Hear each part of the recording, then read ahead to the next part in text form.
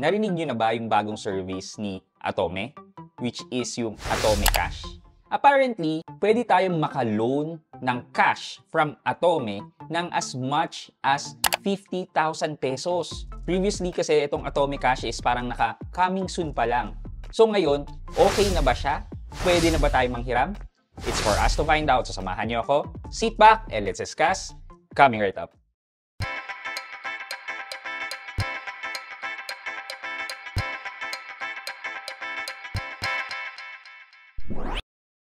Hi guys, this is Pat and you're in Pat Quintos Review TV. So if you're new here in my channel, I do reviews about entrepreneurship, small business, and personal finance na meron na akong experience at ginawan ko na yan ng videos and playlists na makikita nyo dito sa taas. At kung bago ka dito sa channel ko, you may want to consider subscribing to my channel. So guys, yan, nasabi ko nga kanina na merong bagong service si Atome. Pero nakalagay before na coming soon pa siya. So ngayon, pwede na ba manghiram kay Atome dahil dinidiscuss natin? Well, I'm happy to share with the recent update ni Atome, nagkaroon na ng access ang karamihan sa Atome Cash. So ano ba tong Atome Cash na to? Well, ito yung Atome Cash. So it is a 100% online application with an instant response. As in, ano siya, pag nag-apply ka, mabilis mong matatanggap yung response kung approved ka or rejected ka. Low interest rate starting from 1% per month, pero hindi nila sinabi kung up to how much yung interest rate. So try natin mag-compute later. Flexible repayment options up to 12 months. O di ba? Kung makahiram ka ng 50,000, tapos ang repayment option mo is 12 months, tapos ang interest rate mo pa is 1%, oh, it's a good deal na. So sabi nito, how it works, open your cash loan account for free, enter the amount you need, receive the loan with your selected bank account, and for repayment is pay your bills on time. So yun lang naman. So itry na natin itong Atome Cash kung makaka-loan tayo or binigyan na tayo ng access sa Atome Cash. Okay, so we just need to click on agree to the terms and condition of the terms of services. Yan. After clicking agree, click activate now. After that, mapupunta tayo dito sa page na to which would start the facial verification. Okay, so uso na talaga yung face verification ngayon. So yan, loading, and then, ano muna tayo? Selfie. Loading, and then, yan, we're verifying your information. It will take a while to verify your information. We will send an SMS and notification to you once information has been verified. And then, bigla na lang, ito, nakatanggap ako ng notification from the app. It says, activation of Atome Cash is approved. O, di ba?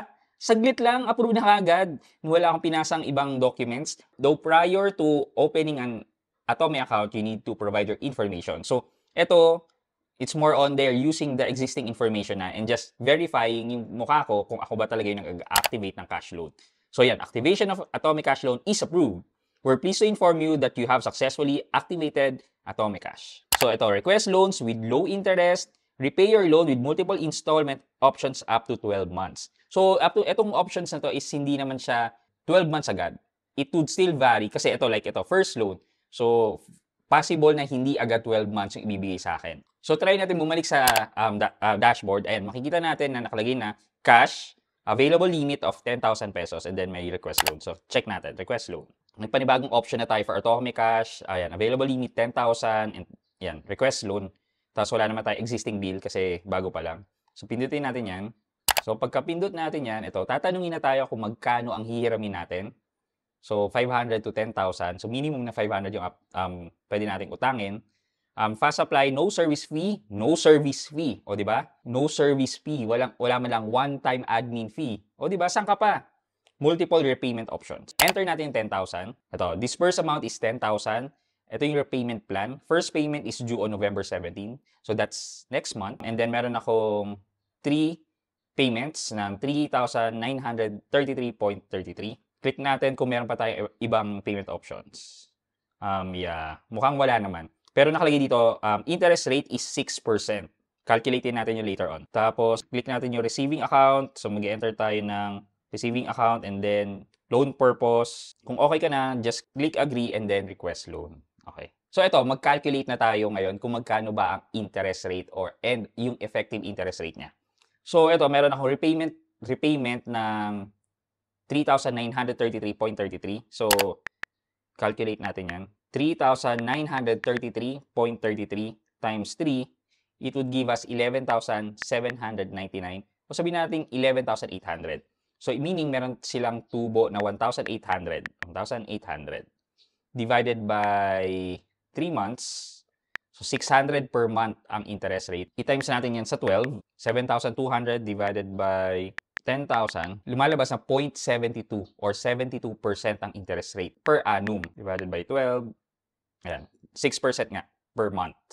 So, 72% per annum, guys. So, let's have a comparison. Si Atome ay 72% per annum. Ang credit card ay 36% per annum. Yes, di hamak na mas mababa ang interest rate with credit card. And kung sinwerte-swerte ka pa with credit card, you can have a credit to cash mas mababang interest rate. Okay, sa mga online lending apps na na-review natin, syempre meron dyan yung promotion nila na yung first loan mo is free of interest. So, ang babayaran mo na lang is yung processing fee. So, yes, makakatipid ka doon, pero hindi naman siya ganun din katagal yung loan term niya. So, usually yan, 1 week lang or pinakamatagal siguro 1 month. So, kung meron kang option na ganun, well, napakagandang lending app nun. 0% at siguro tenure na 1 month, edi go ahead, go with online lending app. Pero kung hindi naman, at ang normal na online lending app yan, magkano ang interest? Ang interest niyan ay naglalaro ng 150% to 180%. And yung iba na loan sharks talaga is more than 200% pa ang interest rate. O, di ba? So, ganun kataas. So dagdag pa natin, yung diniscuss natin recently, yung interest rate naman ng 5-6 ng mga Indian nationals. So mga Indian nationals nasa 140% or 144%. Una, credit card, isa sa pinakamababa. Pangalawa, si Atome. Pangatlo, mga Bombay. And pang-apat is yung mga online lending app. So yan yung pagkakasunod-sunod from the lowest interest rate up to the highest interest rate. So kung wala kang access sa credit card or sa mga legit sources like GCash, yung mga ganyan, susunod mo yung credit card, and then kung wala, itong Atome Cash, isa sa siguro masasabi ko na okay gamitin versus sa mga ibang online lending app. And we can also consider Atome Cash as online lending app, pero hindi siya loan shark na online lending app kasi yung application is through online din. So, di ba? Kaya, kahit papaano, we can consider this legitimate lending institution as online lending app also. Kung ako ang tatanungin nyo, dito na ako sa mas mababang interest. Oops, wait lang. Baka isipin nyo, sponsored to ni Atome Cash. No, hindi po ito. Sponsored ni Atome Cash at nagre-rely lang ako sa facts or information available kung saan ba mas maging beneficial humiram ng pera versus sa mga loan sharks o sa mga matataas ang interest. So sana may natutunan kayo dito sa video na to. And for our question of the day, let's say na ma-manage mo ang finances mo properly, nakapagbayad ka ng bills mo, nakakain kayo ng maayos, nabibili mo lahat ng pangangailangan ng pamilya mo, and nakakapagbayad ka ng utang mo kung meron man. Tapos nabigyan ka ng Atome Cash or panibagong credit option or credit line. So ang tanong ko, okay lang ba sa'yo umutang or gamitin to para umutang ng pangsarili mo? Like travel, bibili ka ng sarili mong gadget, mamimili ka ng damit mo, or re-rewardan mo ang sarili mo?